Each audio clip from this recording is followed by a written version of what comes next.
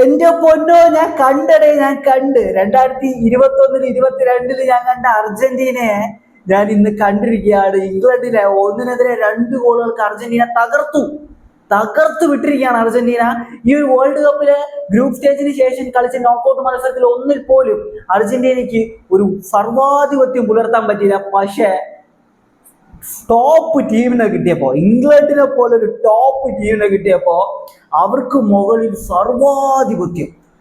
What a performance, what a game.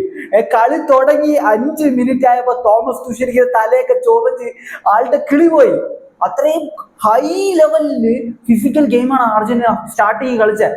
ആദ്യത്തെ പകുതി first ഹാഫിൽ 12 foul ചെയ്തിരിക്കുന്നത്, 12 foul.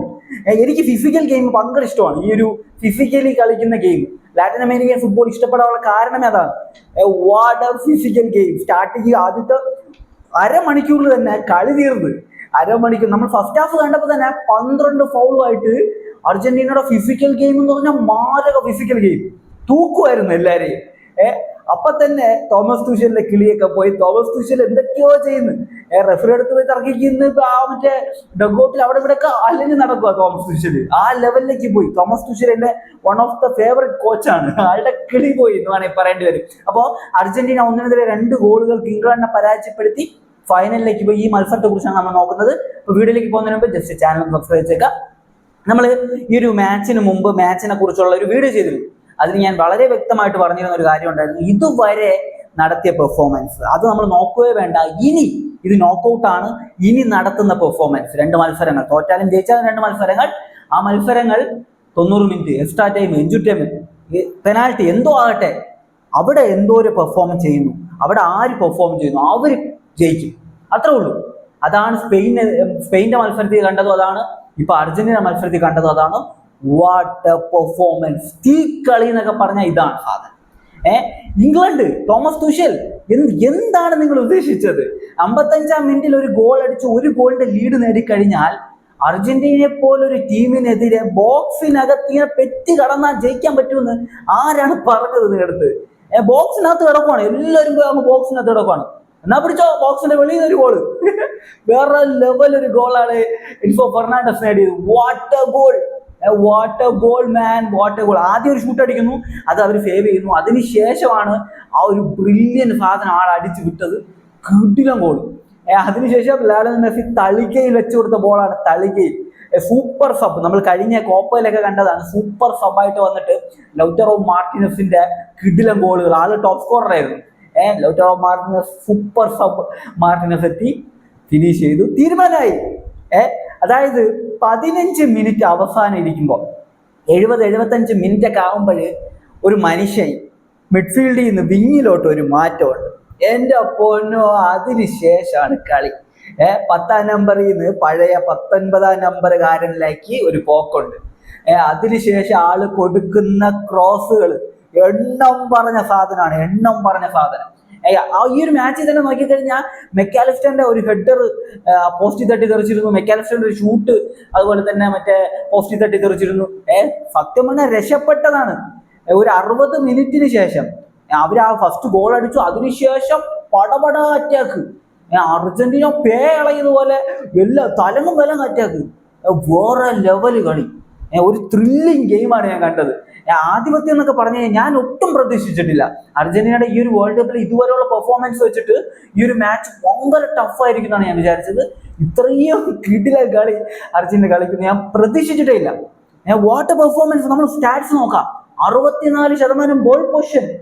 ഇംഗ്ലണ്ടിനെതിരെ 64% ball possession. England Thomas തുഷേലിന്റെ കീഴിൽ കളിക്കുന്ന ഒരു ഗെയിം ഉണ്ടല്ലോ. അവരുടെ ആ ഒരു മിഡ്ഫീൽഡ് മൊത്തത്തിൽ കൺട്രോൾ ചെയ്തൊരു ഗെയിം കളിക്കും. High pressing game. ഒന്നും നടന്നില്ല. 2 മിഡ്ഫീൽഡേഴ്സ്. ഞാൻ പറഞ്ഞു ഈ ഒരു മത്സരത്തിന് മുമ്പിട്ട് വീഡിയോയിൽ ഞാൻ വളരെ വ്യക്തമായിട്ട് പറഞ്ഞൊരു കാര്യം ഉണ്ടായിരുന്നു. 2 മിഡ്ഫീൽഡേഴ്സ്, ഡെക്ലൻ റൈസ് അതുപോലെ തന്നെ അവരുടെ ആ ഒരു എലിയറ്റ് ആൻഡർസൺ, ഇവരാണ് കൺട്രോൾ ചെയ്യുന്ന കളിയെ. ഇവർ അറ്റാക്കിംഗ് കോൺട്രിബ്യൂഷൻസ് ഇന്നത്തെ മാച്ചിൽ ഒന്നും ചെയ്തിട്ടില്ല. ഇവർ ഡിഫൻസീവ് ആയിട്ട് ഓക്കെ ആയിരുന്നു, പക്ഷെ അറ്റാക്കിംഗ് വൈസ് ഇവർക്ക് ഒന്നും ചെയ്യാൻ പറ്റില്ല. ജൂഡ് ബെല്ലിംഗ്ഹാമിനെയൊക്കെ എടുത്തെറിയുമായിരുന്നു. അതുപോലെ തന്നെ ഹാരി കെയ്ൻ ഇറങ്ങി വന്നിട്ട് ഹാരി കെയ്ൻ കൊടുക്കുന്ന ബോളുകൾ നല്ല നല്ല ബോളുകൾ ആര് കൊടുക്കുന്നുണ്ട്. അത് മാത്രമാണ് സത്യം പറഞ്ഞു കഴിഞ്ഞാൽ അർജന്റീന കുറച്ചെങ്കിലും ഈ ഒരു മാച്ചിൽ ഒരു ബാധിച്ചിട്ടുള്ള ഒരു പ്രശ്നം. അല്ലാതെ എല്ലാ മേഖലയിലും എല്ലാത്തിനെയും തൂക്കി കിട്ടില്ല കളി, വേറെ ലെവല് കളി. ഞാൻ പല തവണ പറഞ്ഞിട്ടുള്ളൊരു കാര്യമാണ്, ഇനിയും ഞാൻ പറയും. അതായത് അർജന്റീന എന്ന് പറയുന്ന ടീമിന് ഒരു സ്ട്രെച്ചറേ ഇല്ല. നിങ്ങൾ ഓപ്പോസിറ്റ് ടീം എങ്ങനെയാണ് കളിക്കുന്നത് അതിനനുസരിച്ച് കളിക്കുന്ന ടീമാണ്. നിങ്ങൾ അറ്റാക്കിംഗ് ഫുട്ബോൾ കളി, ഇവിടെ അറ്റാക്കിംഗ് ഫുട്ബോൾ. ഡിഫൻസ് വേണോ ഡിഫൻസ്, ഇനി ഇത് ഫുള്ളായിട്ടുള്ള ഒരു അറ്റാക്കിംഗ് ഗെയിം വേണോ, അത് ബോൾ പൊസിഷൻ വെച്ച് കളിക്കണോ, ബോൾ പൊസിഷൻ ഇല്ലാതെ കളിക്കണോ, വിങ്ങിൽ കൂടെ അറ്റാക്ക് ചെയ്യണോ, സെൻട്രിൽ കൂടെ അറ്റാക്ക് ചെയ്യണോ, എന്തും നടക്കും. ഫിസിക്കൽ ഗെയിം അത് മാത്രമാണ് ഒരു കോമൺ ആയിട്ടുള്ള സംഭവം. ആ ഒരു പാഷൻ, ആ ഒരു അഗ്രസീവ്നെസ്, ഫിസിക്കൽ ഗെയിം. ഇതല്ലാതെ ഭയങ്കര ഫ്ലെക്സിബിൾ ആണ്. ഇവർക്ക് ഇഷ്ടമുള്ള രീതിയിൽ ഓരോ ടീമിനനുസരിച്ച് ഇവർ കളിക്കും. ഇംഗ്ലണ്ടിനെതിരെ അതുപോലെ ഒരു കളി ഇവർ കളിച്ചു, ഫൈനലിലേക്ക് പോയിരിക്കുകയാണ്. ഫൈനൽ എന്തായാലും സ്പെയിനിനെതിരെയാണ്. ആ മത്സരത്തെ കുറിച്ചൊക്കെ നമ്മൾ ഇനി സംസാരിക്കും. സ്റ്റാറ്റ്സ് എടുത്തു പറയേണ്ടത്, 3 ബിഗ് ചാൻസസ് ക്രിയേറ്റ് ചെയ്തു ഇംഗ്ലണ്ട്, ഒരെണ്ണം. ടോട്ടൽ ഷൂട്ട്സ് 15 ഷൂട്ട്, 15 മറുഭാഗത്ത് 5 ഓൺ ടാർഗറ്റിലേക്ക് വെച്ചത് 5, 2 മറ്റേ പോസ്റ്റ് തട്ടി തെറിച്ചത്. Foul 15 foul. ആ 15 ഫൗളില് 12 ഇവർ ആദ്യ പകുതി ചെയ്ത ഫൗളുകളാണ്. 12 അടി തൂക്കരുത്. അതിനുശേഷം പാസുകളുടെ കാര്യത്തിൽ വന്നാൽ 590 പാസ്. മറുഭാഗത്ത് ഇംഗ്ലണ്ട് ചെയ്തത് 325 പാസസ് ആണ്. കോർണർ 6 കോർണർ അർജന്റീന നേടി, 1 ഇംഗ്ലണ്ട് നേടിയിട്ടുണ്ടായിരുന്നത്. സർവാധിപത്യം, വേറെ ലെവൽ ഗെയിം. ഈ ഒരു വേൾഡ് കപ്പിൽ അർജന്റീന ഇത്രയും കിട്ടില്ലെന്ന ഒരു കളി ഇതിനു മുമ്പ് കളിച്ചിട്ടില്ല. അതായത് ഞങ്ങൾക്ക് കളിക്കാൻ ഞങ്ങൾക്ക് പറ്റുന്ന ഞങ്ങളുടെ ലെവലിലുള്ള ടീം വരണം. അതാണ് സംഭവം. ഇംഗ്ലണ്ട് പോലൊരു ടീം വന്നപ്പോൾ തനിക്കുടം കാണിച്ചു. 2022-ലും 2021-ലൊക്കെ കണ്ട ആ ഒരു സാധനം ഉണ്ടല്ലോ, ആ ഒരു അഗ്രസീവ്നെസ്, ആ ഒരു ഗെയിമുണ്ട്, ഫിസിക്കലി കളിക്കുന്ന ഒരു ഗെയിമുണ്ട്, അത് വന്നു, വെളിയിൽ വന്നു. അത് കൊണ്ടുവന്നു തീർത്തു, അത്രേ പറഞ്ഞാൽ മതി. ഞാനും അൺലക്കിയാണെന്ന് എനിക്ക് തോന്നി ചില സമയത്ത്. അതായത് ഫസ്റ്റ് അവർ ഗോൾ അടിച്ചതിന് ശേഷം ഇവർ കൊടുക്കുന്ന ക്രോസുകൾ ഇപ്പൊ ഗോളാകും, അവരുടെ കീപ്പറിന്റെ സേവ്, അങ്ങനത്തെ കുറെ മൂവ്മെന്റ്സ് ഉണ്ടായിരുന്നു. അൺലക്കിയാണെന്ന് എനിക്ക് തോന്നി. അപ്പോഴാണ് ആ ഒരു ഗോൾ വരുന്നത്. സാധാരണ ഇങ്ങനെയൊക്കെ പറ്റും. എന്താ വെച്ച് കഴിഞ്ഞാൽ ഒരു ഗോളിന് ഇങ്ങനെ കടിച്ച് തൂങ്ങി നിൽക്കുമ്പോൾ ഓപ്പോസിറ്റ് ടീം ഒരു ഗോൾ അടിച്ചു കഴിഞ്ഞാൽ പിന്നെ പിടിവിടും, പിന്നെ ഒന്നും ചെയ്യാൻ പറ്റില്ല. കാരണം എന്ന് വെച്ച് കഴിഞ്ഞാൽ അവരുടെ ആ ടാക്ടിക്സ് ഗെയിം പോയി. അവർ ആ ഒരു ഗോളിൽ പിടിച്ചു നിൽക്കാനാണ് നോക്കിയത്, പോയി. പിന്നെന്താ, ഗോൾ അടിക്കാൻ നോക്കും, എല്ലാം പോകും, എല്ലാം അടിക്കേണ്ടി തീരും. അതാണ് സംഭവിച്ചിട്ടുള്ളത്. ഞാൻ ഗെയിമിന്റെ ഒരു എക്സൈറ്റ്മെന്റിൽ ഇടുന്ന വീഡിയോ ആണ് കേട്ടോ, അപ്പൊ അതിൻ്റെ ഇതായിട്ടുള്ളൊരു പ്രശ്നങ്ങളൊക്കെ കാണും. എന്തായാലും വേറെ ലെവല് കളി, പറഞ്ഞാൽ തീരില്ല, അതുപോലത്തെ ഒരു കളിയാണ് അർജന്റീന. ഇത് 2ാമത്തെ കംബാക്കാണ്. എത്ര മത്സരമാ അവസാന നിമിഷം കൊണ്ട് ജയിച്ചിരിക്കുന്നത്. അതായത് ഈ നോക്കൗട്ടിൽ എല്ലാ മാച്ചും ഇതുപോലെ തന്നെയാണ്. എല്ലാ മാച്ചും നമുക്ക് ഇരുന്ന് കാണാൻ പറ്റില്ല, ഇരുന്ന് കാണാനേ പറ്റില്ല. ഇവര് സമ്മതിക്കില്ല, ഇവര് എഴുന്നേറ്റ് നിൽക്കണം. എല്ലാത്തിനും കാരണം നിങ്ങളാണ്, ഫാൻസാണ്. നിങ്ങൾ എന്താ കളി തുടങ്ങിയ സമയത്ത്, അതായത് വേൾഡ് കപ്പ് തുടങ്ങിയ സമയത്ത് പറഞ്ഞത് അർജന്റീനയുടെ ഇപ്രാവശ്യത്തെ കളിയൊക്കെ ഞങ്ങൾ വളരെ കൂളായിട്ടിരുന്ന് കാണും, ഒരു പ്രശ്നമില്ല, നമ്മൾ വളരെ ഫ്രീ ആയിട്ട് ജ്യൂസൊക്കെ കുടിച്ചങ്ങ് ഇരുന്ന് കാണുക.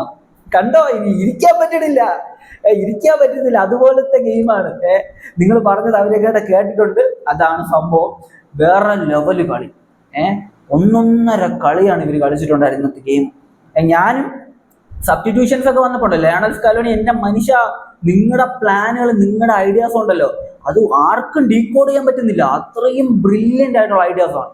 സബ്സ്റ്റിറ്റ്യൂഷൻസ്, പരേഡസിനൊക്കെ മാറ്റിയപ്പോൾ അയ്യോ, 2 സെൻട്രൽ ബാക്കിന് യെല്ലോ കാർഡ് കിട്ടിയിട്ടുണ്ട്, ആര് അവിടെ ഫൈനലിൽ അവിടെ ടാക്കിളൊക്കെ ചെയ്ത് രക്ഷിക്കും എന്നൊക്കെ എനിക്ക് തോന്നിയിരുന്നു. കാരണം കൗണ്ടർ അടിക്കുമല്ലോ, നല്ല കൗണ്ടർ അടിക്കാൻ പറ്റും, നല്ല സ്പീഡി ആയിട്ടുള്ള പ്ലേയേഴ്സ് അവിടെ ഉണ്ട് ഈ ഒരു ഇംഗ്ലണ്ടിൽ.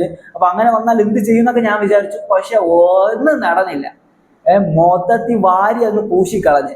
അപ്പൊ നിങ്ങളുടെ അഭിപ്രായങ്ങൾ നിങ്ങൾ കമന്റിൽ പറയാം. മറ്റൊരു വീഡിയോ ആയിട്ട് കാണുന്നതായിരിക്കും. ബൈ ബൈ വിത്ത് ഫൂട്ടേൽ.